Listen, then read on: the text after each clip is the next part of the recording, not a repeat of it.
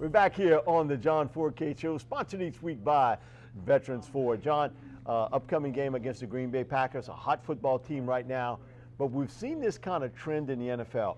Team gets real hot and all of a sudden they get derailed in a football game. The Saints have not lost in the Superdome with Sean Payton as coach since the final game of the 2010 season, regular season game against Tampa Bay.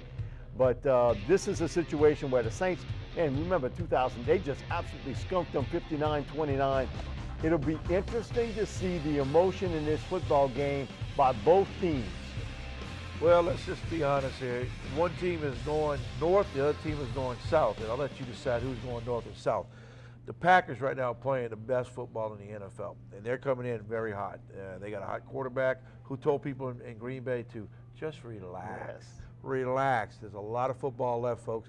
We can't do that here in New Orleans right now. We can't tell people relax because we have the toughest part of our schedule, Mike, coming up. And you know, after this, it doesn't get any easier. Prime time, Sunday night football, 2-4 versus a 5-2 team. We'll see who shows up. The New Orleans Saints plays very well when they got prime time at home, and they better get it started right now. If they don't do well in this football game, there's a long season. One of the things, too, in this game to watch is, as much as we talk about Aaron Rodgers throwing the football, and he made the comment during the week, you know, he doesn't always concentrate on Jordy Nelson, but when he gets in trouble, he goes to Randall Cobb. And it's funny how he kind of balances that off. But this team really runs well when they got a running game. Oh. And for the Saints, they got to stop Eddie Lacy. It sounds crazy, but you got to really force Aaron Rodgers to be the guy to beat you. Well, when the Packers were winning the Super Bowls with Brett Favre back there, they knew what he was doing, but they had a good running game. They used 2 or 3 guys. They ran the ball well, had all good receivers. Sort of the same thing you see. They got Lacy back there who we know what he can play and what he can do. He's been around here long enough that people know who he is. He's a Louisiana kid, went to Alabama, and everybody get to watch him play. The receiving corps. But let me tell you about Cobb. He's a former quarterback from Kentucky who they converted to a receiver. And what has he done for the Green Bay Packers? Just put the numbers up there for him. So this is not going to be an easy task for the New Orleans Saints defense. And I think the defense will come in and play better. But I just think the offense of the Saints against this Packers defense, you know, he knows coaching over there on the defensive side of football used to be a New Orleans Saints. But you know what? I look at it this way. If the Packers come in here with the way that defense is played for the Packers, Saints could put points on the board. That's what's going to be a shootout. I think you got to run the football against Green Bay. I think you got to establish that run, and it'll open you up some areas in the passing game with it. Crazy thing about Eddie Lacy, he told me, I've never been to a Saints game in my life. Well, he's going to be in one this week. He's going to be in one Sunday night. Man, what's going on? We see it across the NFL. Man, the NFC South right now, when you look at it, you talk about turmoil across the board. What's going on in Tampa Bay, Carolina, Atlanta? You can just take a look at it here. Well, it's pretty bad. 3-1 Carolina, a 2-4 New Orleans team, 2-5 Atlanta, and a 1-5 Tampa Bay team. It's like a claiming horse race. You're not sure which horse that you got your money on is actually going to finish the race completely here, but it really is unbelievable. I think when we started the season, we talked about this team.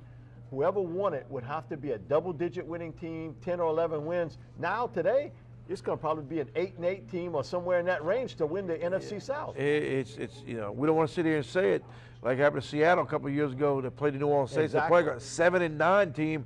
God forbid it happens here. You get a 7-9 team. I think it's going to be an 8-8, 9-7. We both sat here. I picked a 12-4, no worse than 11-5.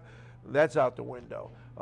They got to come into this game tonight. I mean, this weekend and play with their back against the wall. You know, they don't like to say it. Their back's against the wall, Mike. It's doing. This is the most important game on their schedule. This is it. You can't go 2-5.